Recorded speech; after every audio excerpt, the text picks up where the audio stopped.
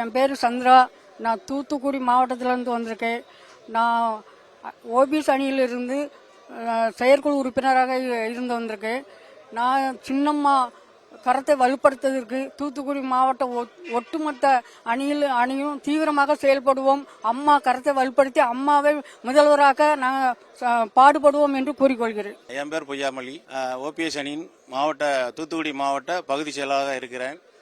அம்மா புரட்சி தலைவி அம்மா அவர்கள் மறைவுக்கு பிறகு நாங்கள் எங்கே போகிறதுன்னு தெரியாமல் திக்கு திசை தெரியாமல் அலைஞ்சி அந்த அண்ணாச்சி ஓபிஎஸ் அண்ணாச்சி பின்னாடி போனோம்.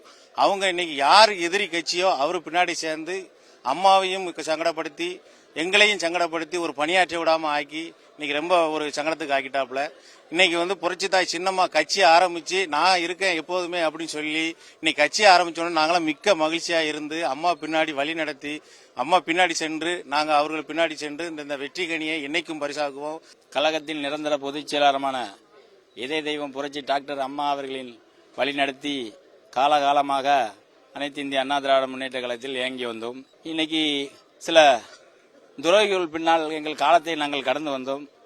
இன்னைக்கு என்ன என்றால் அந்த துரோகிகளும் எங்களுக்கு தெருவில் விட்டது போல் சென்றதால் இன்று எங்கள் தாய் இறந்தாலும் இன்று எங்கள் மனதில் வாழ்ந்து கொண்டிருக்கின்ற எங்கள் சின்னம்மாவை தேடி இந்த கழகத்தில் இணைந்து கொண்டோம். இன்று முதல் சின்னம்மா வழியில் எங்கள் பயணத்தை தொடர்வதற்காக இன்னைக்கு இந்த இயக்கத்துக்கு வந்துகின்றோம். இந்த இயக்கம் வளர்ப்பட எங்கள் வாழ்த்துக்களை தெரிவித்துக் கொண்டு இனி எங்கள் பயணம் தொடரும். புரட்சித் தலைவர் அம்மா இருக்கும் திசை நோக்கி வணங்கி எங்கள் மாவட்டத்தில் ஓபிஎஸ் அணியின் சார்பில் அனைவரும் தூத்துக்குடி மாவட்டத்திலிருந்து வந்திருக்கோம். ஓபிஎஸ் அவர்கள் வழிநடத்த தெரியாமல் கையாளத்தனமாக திமுக அணியில் அடிமைத்தனமாக போய்விட்டார். அதன் காரணமாக சின்னம்மாவின் கட்சி ஆரம்பித்ததுனால அம்மா வழியில் தாயின் வழியில் பிள்ளைகள் அனைவரும் ஒன்று சேர்ந்து களம் கோர்ப்போம் என்பதை மகிழ்ச்சியோடு தெரிவித்துக் கொள்கிறேன்.